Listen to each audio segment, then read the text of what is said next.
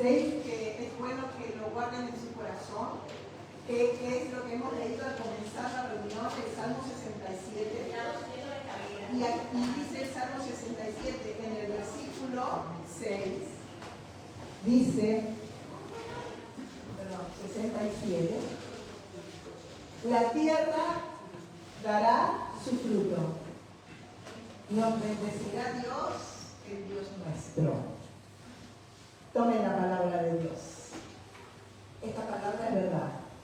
La tierra dará su fruto. Qué alegría tienen los que siembran la tierra y luego ven el fruto, ¿verdad? Es algo maravilloso. Y hemos visto durante el año las parábolas del sembrador, ¿verdad? Y las parábolas que nos ha revelado Jesucristo al pueblo de Dios. Y Jesucristo dijo que el que no entiende esta parábola no entiende el reino de Dios. No lo entiende. Entonces, esto lo dice en Marcos 4:13. Y aquí lo pone Eduardo. ¿Cómo no entendéis esta parábola? Si no entendéis esto, no entenderéis ninguna parábola. Jesús hablaba por parábolas. Las parábolas son cosas normales, naturales, para enseñarnos algo espiritual, algo eterno.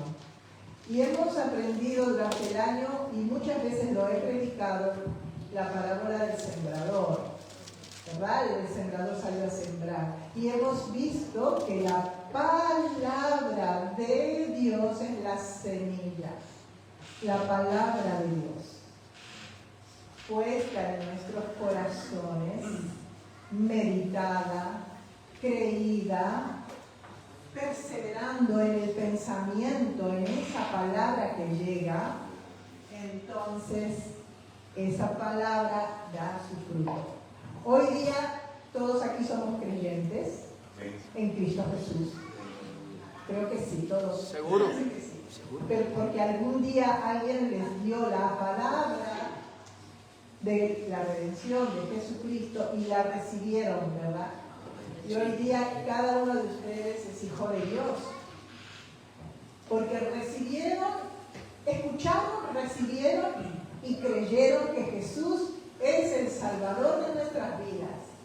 Esa semilla cayó en vuestros corazones y le ha hecho hijos de Dios. No hay nada que podamos hacer, solamente creer lo que se nos ministra. Y esta es la semilla que hemos recibido. Pero claro, el Hijo de Dios no se va a quedar solamente siendo un hijo de Dios y siendo igual que otras personas que no tienen fe. Dios quiere que caminemos con Él.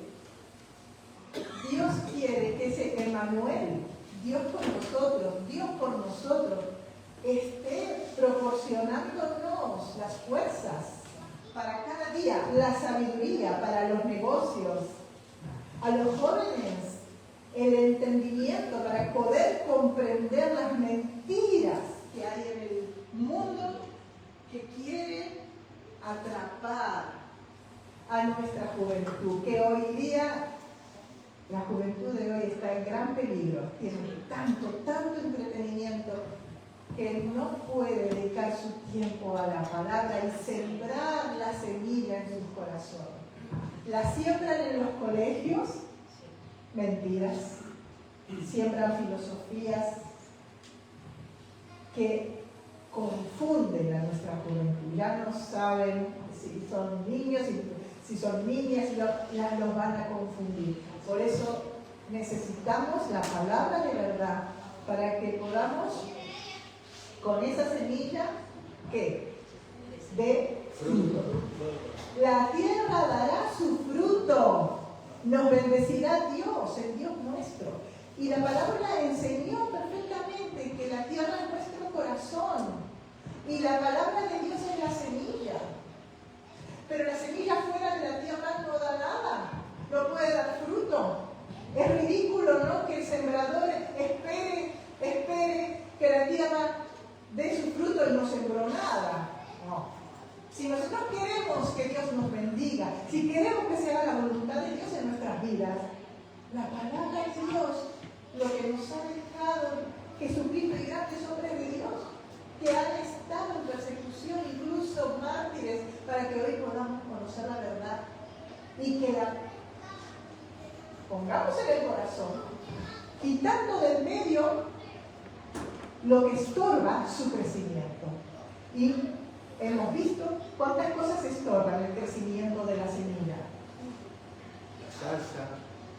Estorban los afanes de la vida, las persecuciones, que se pongan en contra. Todo esto lo hemos estudiado durante el año. No lo vamos a tocar ahora, pero la buena tierra es aquella que no deja la maleza, que quita del medio los obstáculos, y la palabra cuando llega a tu corazón dé fruto. ¿Y qué tipo de palabra? ¿Qué semilla quiero yo? ¿Qué quiero en mi vida? Que Dios establezca el reino de Dios. El reino de Dios. El reino, hágase tu voluntad como en el cielo, así también en la tierra. Conocemos ese versículo. Venga a nosotros tu reino. Conocemos eso que dijo Jesús en la oración. Venga tu reino. Reinas tú, Jesús, en mi vida. Y si tú reinas en mi vida, hay luz, hay gozo, hay paz, hay sabiduría para enfrentar al diablo que está en estos tiempos desesperado porque le queda poco. Le queda poco. Cristo viene pronto. Amén. Y la Biblia lo enseña. Aleluya. Y ya va a venir, no así, de una manera tan humilde. Va a venir a traer justicia a la tierra. Justicia. Así lo dice el Apocalipsis. Y su iglesia lo cree y lo anhela. Ve el Señor Jesús. Tu esposa dice, ve el Señor Jesús. Tu iglesia dice, ve el Señor Jesús. Mientras tanto, hoy, ¿dónde reina Jesucristo? En nuestras vidas. Y si queremos que el reino de Dios se manifieste en nuestra vida, entonces necesitamos conocer los principios del reino de Dios. Y como dice aquí en Marcos 4:26, dice así, decía además, así es el reino de Dios, como cuando un hombre echa semilla en la tierra. Todo el mundo físico que ves, todo surgió por una semilla. Todo, los árboles, las plantas, los seres humanos, todos somos una semilla. Una semilla que tiene fuerza, poder de construir algo grande. Una planta enorme. Una pequeña cosita, así de chiquita, que la tecnología no la puede imitar, porque puede imitar a la tecnología, pero la pone en la tierra y no da fruto. Pero la semilla verdadera sí da fruto. Y dice, así es el reino de Dios. Jesucristo lo dijo y nos lo ha enseñado, pero lo ha revelado. Así es el reino de Dios, como cuando un hombre echa semilla a la tierra y duerme y se levanta de noche y de día, y de la semilla brota y crece sin que él sepa cómo. No se sabe cómo se crece, pero sí sabemos que es un milagro. Cuando tú recibes una palabra de Dios, cuando tú recibes el consuelo y la promesa de Dios, yo estoy contigo todos los días, dice el Señor. Yo soy el que llevé tus enfermedades, tus dolencias. Yo fui afligido y angustiado en la cruz para que tú hoy puedas ser libre de la aflicción. Todas son semillas. Y si tú la dejas en tu corazón y la meditas, la crees, perseveras, no se va a endurecer el corazón. Porque el corazón, ¿saben qué? Se endurece. Cuando el pueblo de Israel iba a pasar a la tierra prometida, Dios les dijo, pasa, es tuya la tierra. Y ellos endurecieron su corazón, no creyeron que era de él, porque vieron los gigantes. Nuestro corazón se endurece por alejarnos de la palabra de Dios, por no creer la palabra de Dios, por no meditar la palabra de Dios. Esto que el Señor nos ha dado para la vida diaria. Y lo digo por experiencia, porque yo crecí en la palabra, ministré a mis hijos en la palabra, y yo llegué aquí como inmigrante. Claro, llegué aquí con 3 hijos y embarazada. y estaba cuidando una familia de 4 adolescentes. Estaba en una habitación. Esos adolescentes eran 4 demonios. Era impresionante cómo se peleaban entre ellos. Esa casa estaba toda revuelta. Me pusieron en una habitación con mi bebita que tenía Cecia, que todavía no tenía el año, y yo estaba embarazada. Y después vino ella y otro más. Tengo 6, Pero lo maravilloso que es vivir en la palabra de Dios. Yo estaba en esa habitación y salía a cuidar a esos adolescentes, a hacerles la comida, a prepararles de todos los días que iban al instituto. Pero tenía un gozo en mi corazón porque estaba meditando en la palabra. La palabra trae gozo. Él es mi pastor y nada me faltará. Tú confortarás mi alma. Yo estoy completa en ti. Y mi esposo se había ido a una feria por 2 meses a Sevilla. Y yo cuidando a esos niños. Con unos vómitos que tenían un embarazo y todos mis 6 fueron con ustedes saben, ¿no? ¿Cómo se llama? Pero qué maravilloso es cuando la palabra de Dios está dentro de ti y la crees de tal manera, no te permite deprimirte, no te permite debilitarte, no te permite. A los 2 meses ya pudimos surgir con mi esposo. De allí, ya tuvimos apartamentos, ya tuvimos trabajo, ya tuvimos todo. Pero fue la palabra de Dios la que fue sembrada desde pequeña en mi corazón. Y ahí la mantengo hasta el día de hoy. Hasta el día de hoy, si Dios me da una palabra que tu generación será bendita, tu familia será salva, medítala, déjala que se quede en la tierra de tu corazón. No permitas que el diablo te la quite, ni los afanes de este mundo, ni la persecución. Porque eso eran las piedras, entre piedras. Porque tú eres cristiano y tú crees la palabra y ya me van a venir a burlarse de ti. ¿Qué es lo que crees tú? ¿Qué? Te van a tener en poco porque creas la palabra de Dios. Entonces aquí en Marcos, se me fue con el viento, Marcos 4, 26, dice que y duerme y se levanta y crece sin que él sepa cómo. No sabes cómo. Yo tampoco sé cómo Dios ha bendecido mi vida, pero fue un milagro. Sin que él sepa cómo, significa un milagro. La semilla es un milagro, pero dentro de tu corazón. Dentro de tu corazón. Tiene tanto poder la palabra de Dios. Y dice, porque de suyo se lleva fruto la tierra.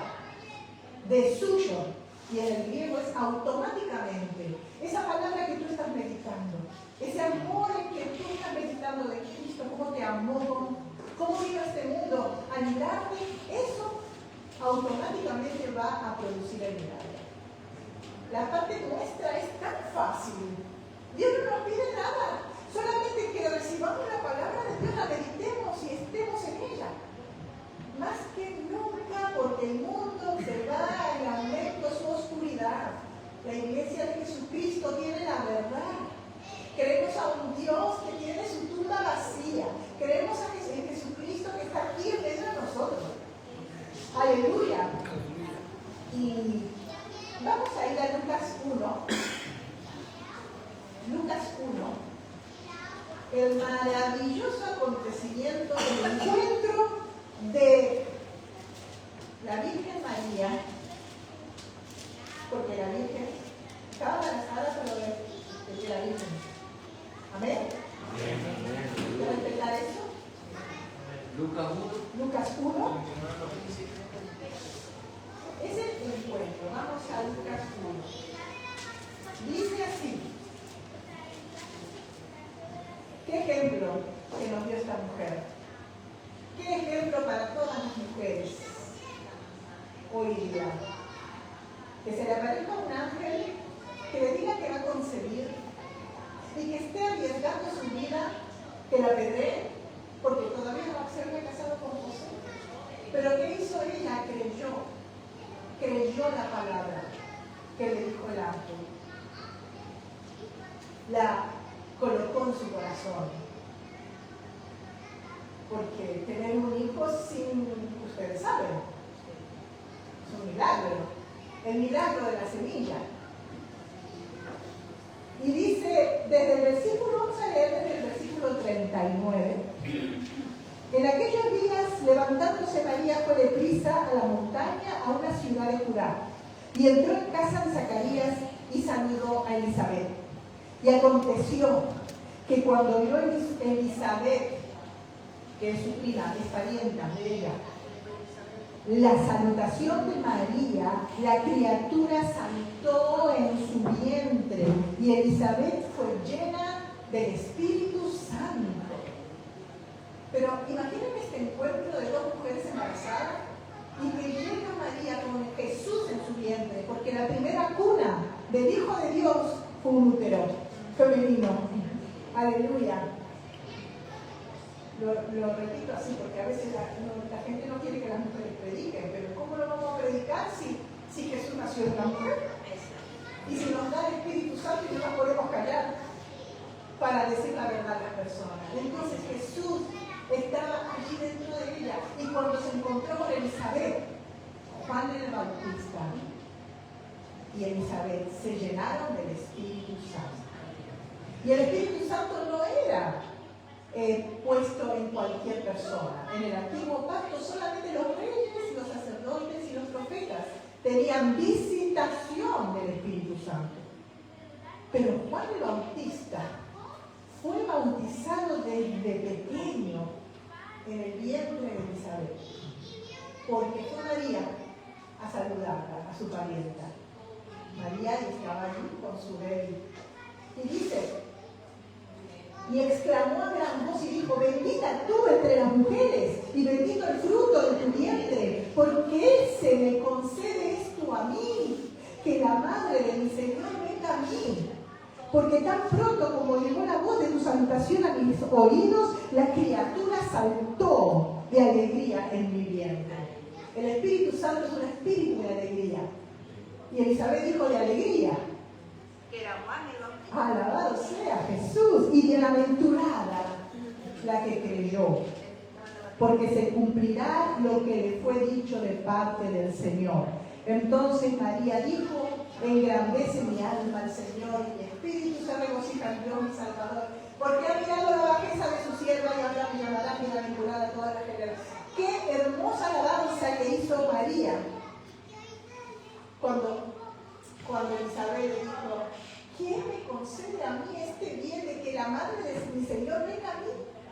Bienaventurada la que creyó. La que creyó. Y a nosotros nos pasa igual. Bienaventurado significa más que bendecido, significa benditos, dichosos, porque ahora nosotros estamos creyendo la palabra. Porque dice aquí, bienaventurada la que creyó lo que oyó del ángel. Lo oyó y creyó. Y no le pasó eso al padre de Juan el Bautista. Porque cuando el padre era Zacarías, él iba a ministrar en el templo. Esto está en Lucas, lo pueden leer. Iba a encender incienso en el templo y se le aparece un ángel, y él era muy anciano, y Elizabeth también eran ancianos. Y le dijo, vas a tener un hijo. Y Zacarías dijo, ¿pero cómo va a hacer eso? No creyó. No lo creyó. Dio una frase como diciendo, esto no lo creo. Y en el instante Zacarías quedó mudo, porque no creyó. Pero era necesario que Juan el Bautista nazca, porque era el último de los profetas del Antiguo Testamento. Juan el Bautista era el varón que tenía que preparar el camino del Señor. Juan el Bautista fue el que convocó a multitudes en el desierto y les dijo, arrepiéntense, que el reino de los cielos se acercó, arrepiéntense. Y después también dijo, cuando vino Jesús a bautizarse por Juan el Bautista dijo, no soy digno de hacer eso, tú bautízame a mí. Y Jesús dijo, es necesario que se cumplan las escrituras, bautízame tú. Y Juan el Bautista vio el cielo abierto, vio la paloma y escuchó esa voz diciendo, este es mi Hijo amado, en él tengo complacencia. ¿Qué maravillas ha visto Juan el Bautista? Desde su nacimiento, desde el vientre. Yo me los imagino a Jesús con su primo, porque eran primos, cuando eran pequeños jugando, pero después ya empezó su misión de ir por toda Israel y estar en los desiertos. Y él convocaba gente, convocaba millones y multitudes. Y su aspecto. ¿Saben que era, como era dedicado desde el vientre? Todos los dedicados desde el vientre en el Antiguo Testamento se llamaban nazareos. Ellos tenían que no cortarse el pelo y comer miel y langostas y vestirse de pieles. Qué personaje, ¿verdad? Yo me imagino con una barba así a Juan el Bautista y con su barba llena de miel, pero ahí con fuerza, anunciando que el Hijo de Dios está por venir y manifestarse. Y Él preparó ese camino. Pero ¿saben una cosa? Este varón maravilloso, Juan el Bautista, dudó también de la palabra. Así que, ¿por qué yo desvié esta predicación a Juan el Bautista? Porque este tema surgió en nuestra reunión de oración, ¿verdad? Lo de Juan el Bautista. Ahora vamos a verlo. Vamos a ver ahora Lucas 7. Vamos a Lucas 7.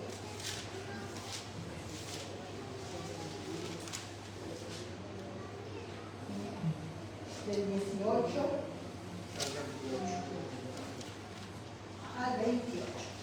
Dice así la palabra del Señor.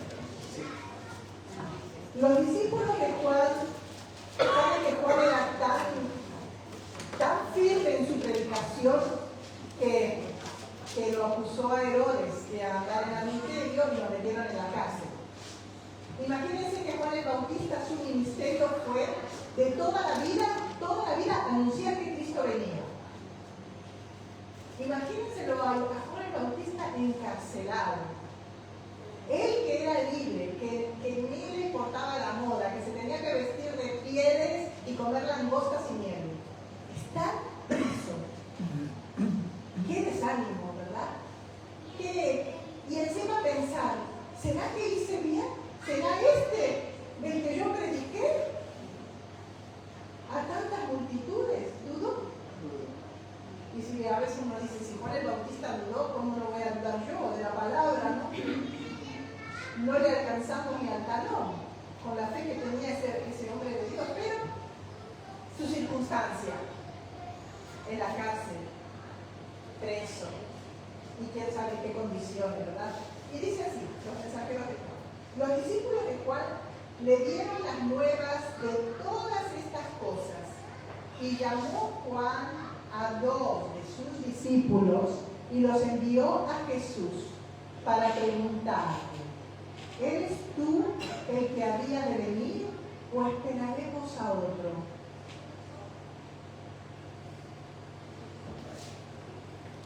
Cuando pues los hombres vinieron a él, dijeron, Juan el Bautista nos ha enviado a ti para preguntarte, ¿eres tú el que habría de venir o esperaremos a otro? En esa misma hora, y fíjense los detalles de la Biblia, en esa misma hora, Jesús no les respondió nada a los mensajeros de Juan. Si yo hubiera estado ahí, yo enseguida le hubiera dicho, sí, soy yo, dale, le hubiera dado palabras de ánimo, le hubiera dicho, está bien, hiciste un trabajo maravilloso, soy yo el Mesías, soy yo. Las cosas, mándale abrazos, mándale saludos, anímalo. Siempre nosotros con las emociones, ¿no?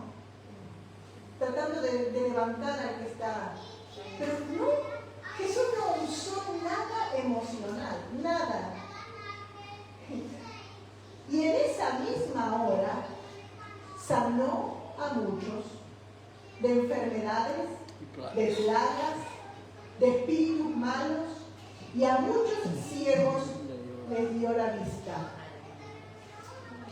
No los asistió, siguió haciendo su trabajo. ¿Qué vino a hacer Jesús? Maravilla, todo esto, ¿no? A librar a los oprimidos, ¿verdad? Por enfermedades, por tribulaciones, depresiones. A eso vino Jesús.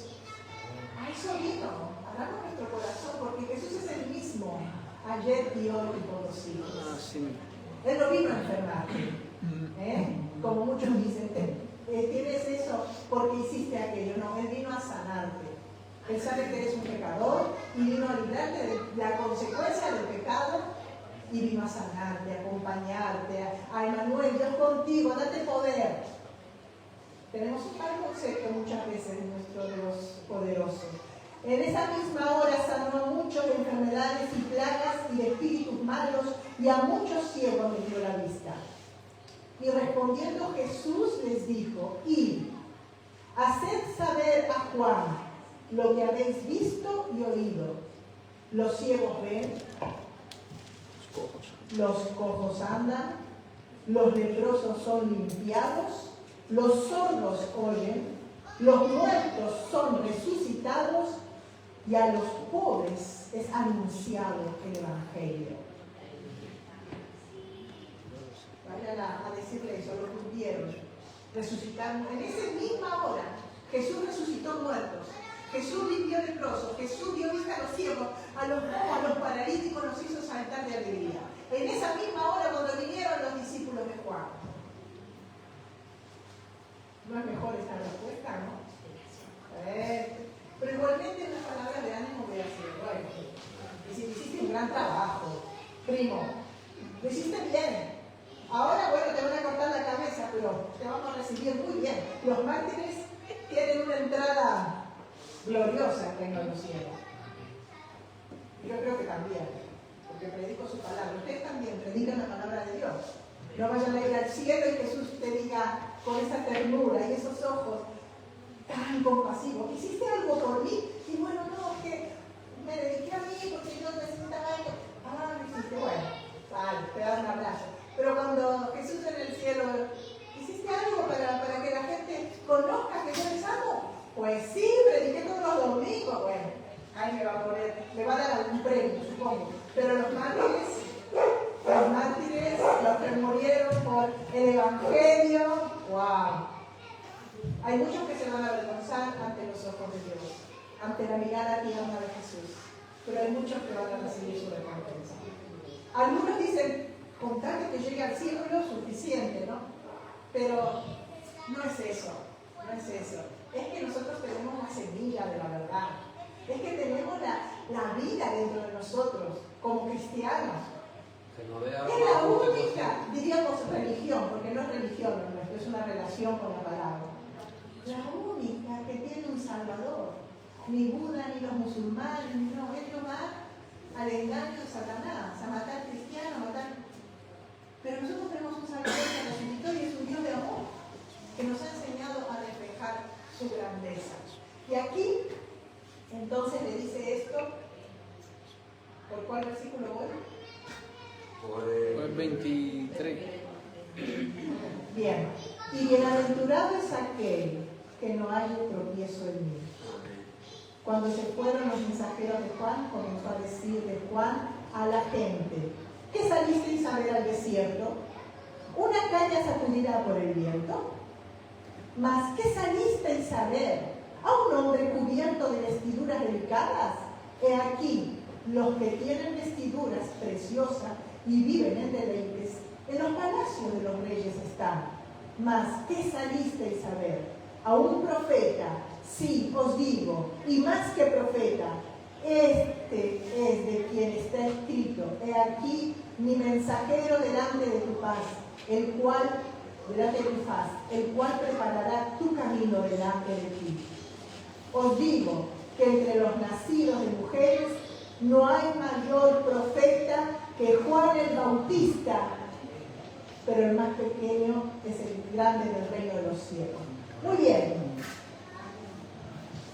Cuando se fueron los mensajeros, Jesús a las multitudes les dijo, lo alabó a Juan el Bautista. En vez de decirle a los mensajeros, estas cosas tan grandes, no ha habido profeta, no ha habido mujer que haya tenido un hombre tan grande. O sea que lo está poniendo a Juan el Bautista como Elías, como Eliseo, más que David, más que Samuel, más que todos los profetas. Lo está poniendo a Juan el Bautista. Pero no se lo mandó decir. Qué pena, ¿no? Qué pena que no le mandó a decir eso. ¿Qué salisteis a ver al desierto? Una caña sacudida por el viento. Porque esa gente había visto antes a Juan el Bautista en el desierto. En el desierto hay cañas sacudidas, no hay nada en el desierto. ¿Qué viniste a ver? ¿Una persona con vestidos reales? No, eso está en los palacios, dice Jesús. Cuando vamos a los teatros y vemos eso impacta la vestidura. Salisteis a ver en aquella oportunidad al profeta, al más grande profeta que existió en todos los tiempos. El último profeta que ministró la llegada de Cristo. Entonces, ¿qué es lo que quiero enseñar en esta mañana? Que Jesús no le animó emocionalmente. Jesús lo remitió a las Escrituras, a la palabra. Porque lo que Jesús le dice, Isaías 35. Por eso les digo, la palabra es lo más importante que puedas recibir de parte de Dios. Sí, muchas veces es lindo recibir un abrazo, una emoción, yo estoy contigo, ¿no? Pero la palabra de Dios. Agárrate de la palabra de Dios. Para que en este año la tierra dé su fruto. Dios quiere bendecirte. Emmanuel, Dios contigo, para estar contigo en los estudios, en el trabajo. Y no solamente una horita el domingo, sino que cada día medites la palabra de Dios porque producirá su milagro. Y para terminar, Isaías 35 fue Jesús que le envió a través de los mensajeros. ¿Y qué dice Isaías 35? Vamos a ir al profeta que vivió 800 años antes de la llegada de Cristo. Isaías 35, maravilloso es el Señor. Se alegrará el desierto y la soledad. Juan el Bautista predicó en el desierto, ¿verdad? El yermo se gozará y florecerá como la rosa. Florecerá profusamente y también se alegrará y cantará con júbilo. La gloria del Líbano le será dada, la hermosura del Carmelo y del Sarón. Ellos verán la gloria de Jehová, la hermosura del Dios nuestro. Fortaleced las manos cansadas, afirmad las rodillas endebles. Decid a los de corazón abocado, esforzaos, no temáis, he aquí viene vuestro Dios. Con retribución, con pago. Dios mismo vendrá y os salvará. Entonces los ojos de los ciegos serán abiertos y los oídos de los sordos se abrirán. Entonces el cojo saltará como un ciervo y cantará la lengua del mudo, porque aguas serán cavadas en el desierto y torrentes en la soledad. Esa fue la palabra que Jesús le mandó decir a Juan el Bautista. Y eso fue lo que lo fortaleció. Yo me imagino cuando vinieron los mensajeros y le dijeron esto. Los ojos y los ciegos están viendo, los cojos andan, incluso los muertos son resucitados. Le habrá venido a Juan el Bautista la fe porque él había dudado de quién había ministrado. Por lo tanto, la palabra de Dios te va a quitar toda la duda de que Jesús te ama. Te va a quitar toda la duda de que Jesús está por ti y quiere bendecirte. La palabra de Dios es la semilla que trae el milagro para tu vida. Y si Juan el Bautista, que es grande, dudó, Jesús le remitió la palabra. Vayan a la palabra de Dios. Tenemos el alimento más maravilloso que podamos recibir. Muy bien. Gloria a Dios. Gloria. No sé, me están haciendo una señal. ¿Quiero leer algo respecto a la palabra que tengo escrito? Bueno, pasa. Estamos en vivo, estamos en vivo. Sí, sí, sí.